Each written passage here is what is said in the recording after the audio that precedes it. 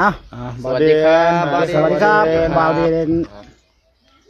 วันนี้ตำเรา ตำราวเบาดินของแท้ ของแท้ แม่นอีหลี ให้ไทยออกเล่า ให้ไทยออกเล่าสิ ให้ไทยออกเราเกี่ยวบ้างหัน แมน เพราะให้เล่าอีกแค่นึงกับพิษเป็น2 แต้มเพื่อแต้มนึง มีตัวใดแน่ครับสำหรับ งวดนี้วันนี้ก็เป็นงวด มื้อนี้วันที่18มีนา69 แมน ตำลาวบ่เด่นให้ตัวใดนะครับ ตำลาวตำไทย รอก่อน เดี๋ยวเขียน รอก่อน5 เอาไปทางลาวเอาไปทางไทยนั่นแหละ มีหน้าถือแล้ว เป็นจังหวัดละให้ลาวออกไทยให้ไทยออกลาวอยู่นี่แหละ เจ้า ไปเสียไปไทยก็เอาไปเสียเอาลาวก็เอาไป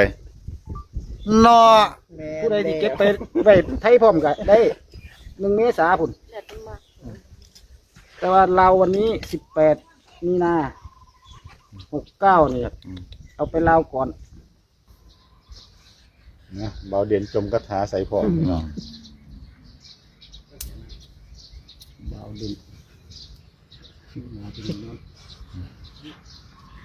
วันนี้หมา3 ตัว เน้นวงกลมเด้อครับบ่เด่นตัวเน้นๆตัวชอบ ตำไทยตำลาวเสียบไส้เสียบพุง แม่มันเห็นดอกพี่น้อง ล้างไส้ล้างพุงไว้รอเลย ถ้าไหนให้เห็นเล็กรับ เด็กรับเบาเด่น วง บ่ กลมแล้ววงกลมแล้ว เลขเราว กำลังวงปัดใ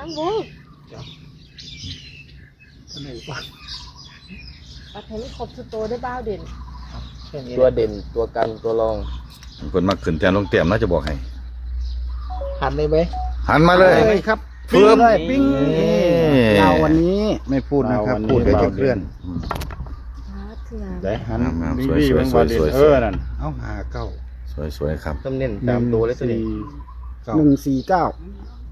0 4 4 9 อันนี้คือมีวานนี่เอกความสะอาดบานงูเขาบานได้เลขเป็นตรงก็เลขที่บ้านเลย อืม ไม่สิกำหัวอยู่บ่บ้าวเด่น เลขที่บ้าน149 มันสิตีละกาเป็น6บ่นี่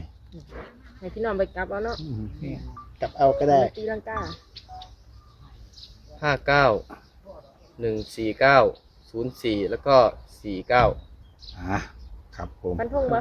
ฟันตัวใดเบา ฟั เด่ น น ทงตัวใดครับไว้2ตัวนี่2ตัว 149 2 ตัวก็ที่49 จัดหนักจัดเต็มครับ 49 46ก็ได้ 4946ก็ได้มันกลับหัวเนาะ แมน เพื่อมันอยากกลับ หาเก้ากับหา6บ่บ้าวเด่น เดี๋ยวสิสรุปหน่อยหนึ่งเด้อบาวเดนเด้อมันสิมีหาเก้าบาวเดนอาจสิว่ากลายเป็นหา6ก็ได้หรือว่า149แล้วก็40แล้วก็49หรือว่า46ขอบคุณบาวเดนหลายๆเด้อครับเด้อ ขอบคุณหลายขอบคุณหลาย หลายครับ